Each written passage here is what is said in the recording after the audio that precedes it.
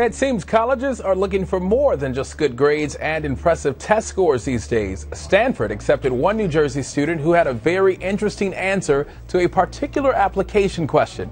This is Ziad Ahmed. When he was filling out his application and came across the question, "What matters to you and why?" he had the answer. He wrote "Black Lives Matter" 100 times. That's it, without explanation.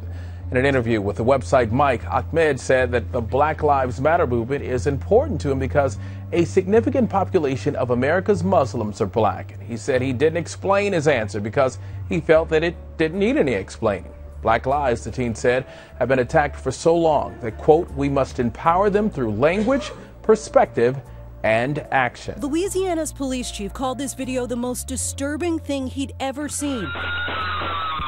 Tonight, former Deputy Marshal Derek Stafford is paying for it.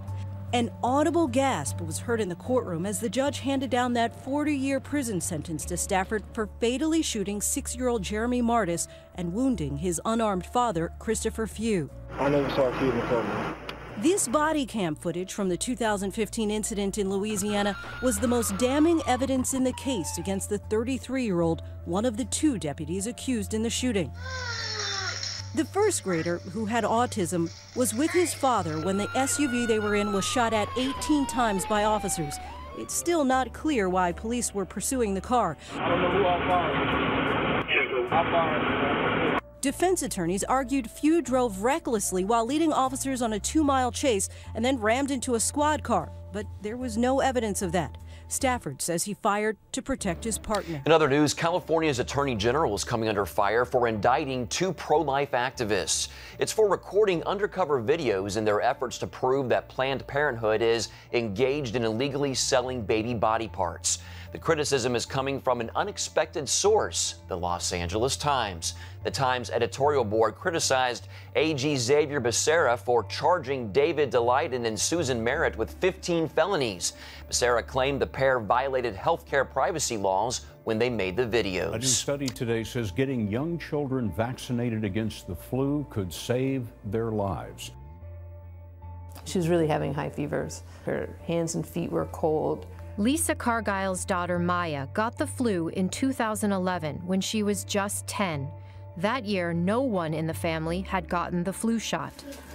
Maya's condition deteriorated and her organs began to shut down.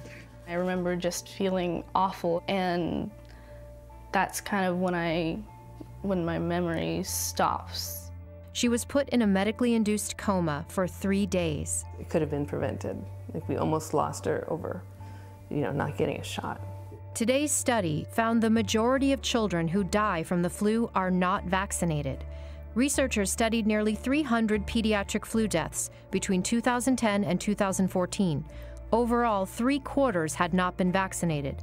Half of the deaths occurred in children with chronic health conditions. In this more vulnerable population, only 31% had been vaccinated. Pediatrician Dr. Uzma Hassan is an infectious disease specialist at St. Barnabas Medical Center in New Jersey. You cannot assume that a completely healthy child will fare well if they're unvaccinated and they wind up with a flu-like syndrome. They can get significant illness, they can get life-threatening illness.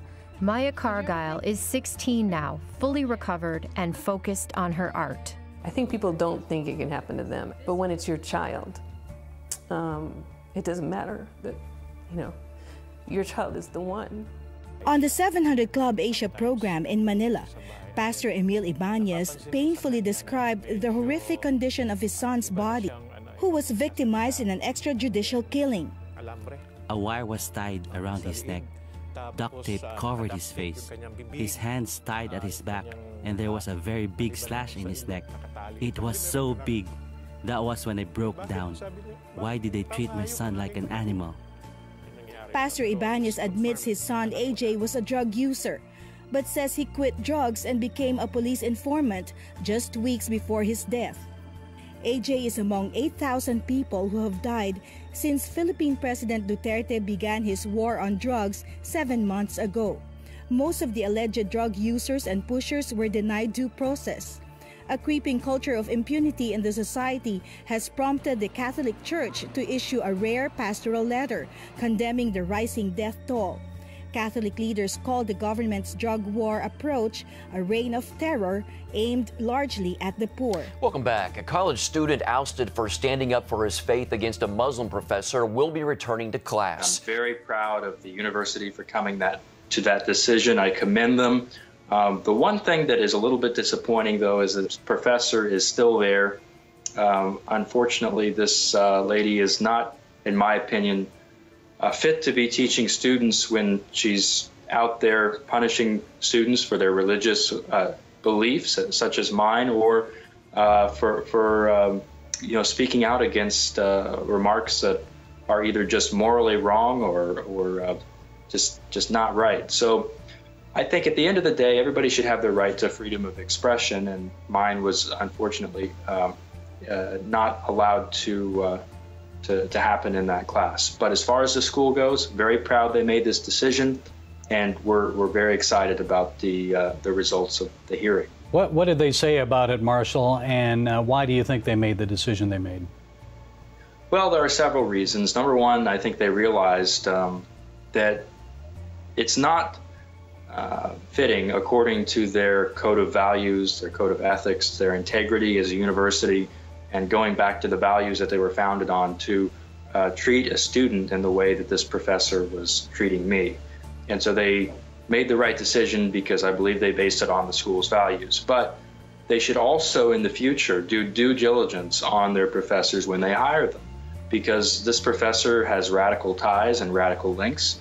And of course, there's a campaign now to get this professor removed from Rollins, and hopefully other academic institutions, if she's going to continue with this agenda, which is really an agenda of indoctrination.